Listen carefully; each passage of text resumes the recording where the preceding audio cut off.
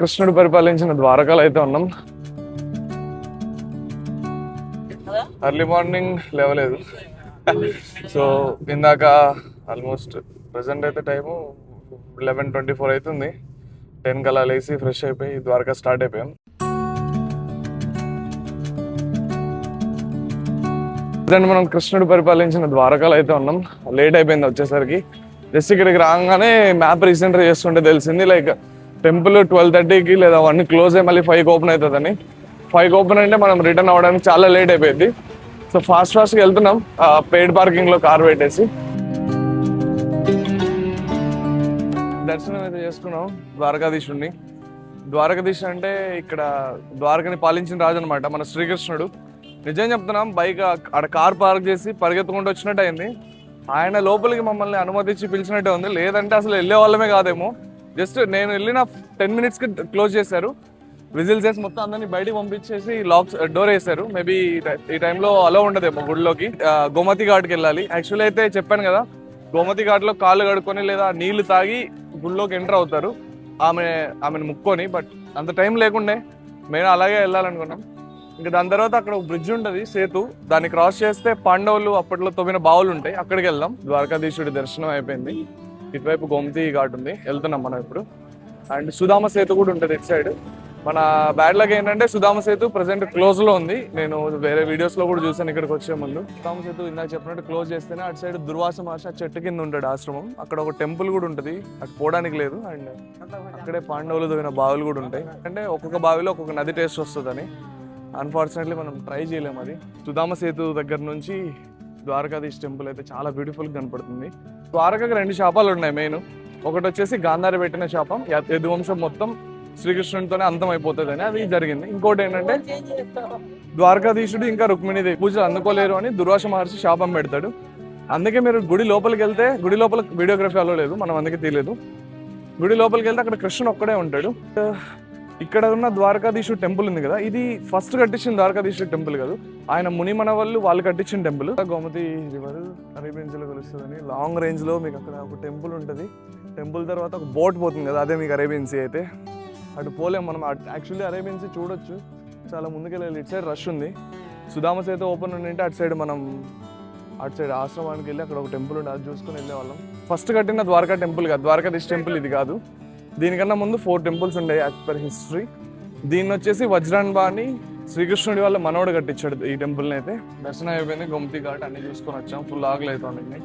Gujarati thali order చేసాం. ఇక్కడ వచ్చి ఎన్ని ఐటమ్స్ పెట్టాడు చూడండి, మొత్తం ఫుడ్ ఐటమ్స్. ఇవి పచ్చళ్ళు, తర్వాత ఇవి చూడండి కర్రీస్. 4 కర్రీస్ ఇచ్చాడు భయ్య. చెమ్మిచ్చాడు భయ్య మధ్యగా. తాగిడే పడుకోవడమే. ఆ ఫుడ్ ఏంది భయ్య, అన్లిమిటెడ్ అంట. నేను లిమిటెడ్ ఫుడ్ అనుకున్నా. ఫుడ్ పెట్టి చంపుతారు అనుకోండి ద్వారకా హోటల్స్లో.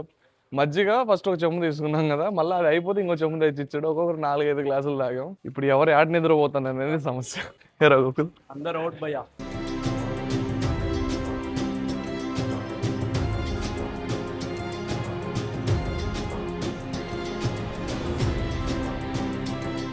ప్రజెంట్ అయితే మనం ద్వారకా నుంచి బయలుదేరి నాగేశ్వర్ జ్యోతిర్లింగంకి అయితే వచ్చాం.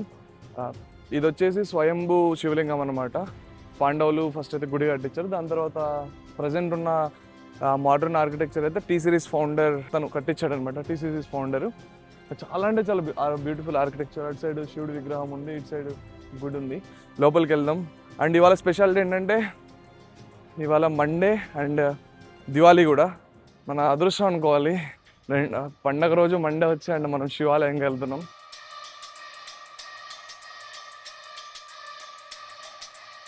మండే కదా, ఫుల్ కిక్కిరిసిన జనం ఉన్నారు. బయట అయితే మీ లోపల అయితే మీరు వెనకాల చూస్తూ ఉన్నారు కదా, హెవీ అసలు ఫుల్ నిండిపోయింది జనాలతో టెంపుల్. దేవుని దర్శనం చేసుకోండి అందరూ. కొంతమంది వస్తారు, కొంతమంది రాలేరు. రాలేని వాళ్ళ కోసం నా వీడియోలో క్లారిటీగా చూపిస్తాను, దర్శనం చేసుకోండి.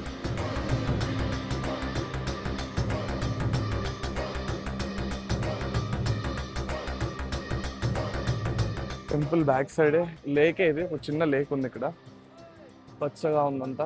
బయటికి రాగానే బాడీ అయితే చాలా అంటే చాలా డిహైడ్రేట్ అయింది. ఈరోజు ద్వారకాలో ఫుల్ ఎండ ఉండింది, ఇక్కడ కూడా ఫుల్ ఎండ. కొబ్బరి బొండం తాగుదామని ఆగాం. తీయగా ఉంది. ఇంకా కంప్లీట్ చేసి మా ఉన్నాడు ఓకాలో ఏదో ఉందన్నాడు పేరు. ఓకా దాటాకే మనం బేట్ ద్వారకా వెళ్తాం.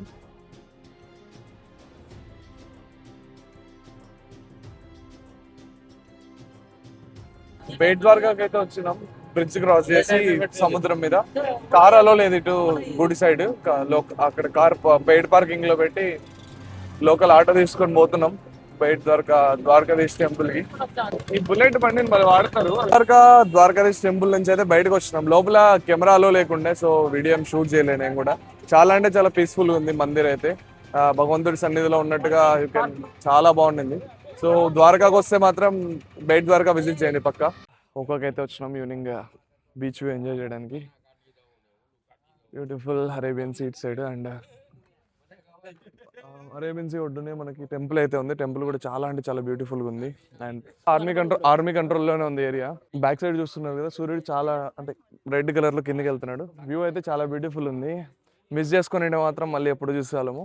ద్వారకా నుంచి జస్ట్ ఒక 4 కిలోమీటర్స్ ఎంతో వచ్చాము, 5 కిలోమీటర్స్. ఇక్కడ బేట్ ద్వారకా నుంచి 4 కిలోమీటర్స్ 5 కిలోమీటర్స్ చాలా బ్యూటిఫుల్గా ఉంది. ఈవినింగ్ బేట్ ద్వారకాకి వస్తే మాత్రం విజిట్ చేయండి డెఫినెట్గా. అండ్ బ్యాక్ సైడ్ చూస్తున్నారు కదా అరేబియన్ సీ. ఏది ఆకాశం ఏది సముద్రం అనేది మీరే తెలుసుకోవాలి.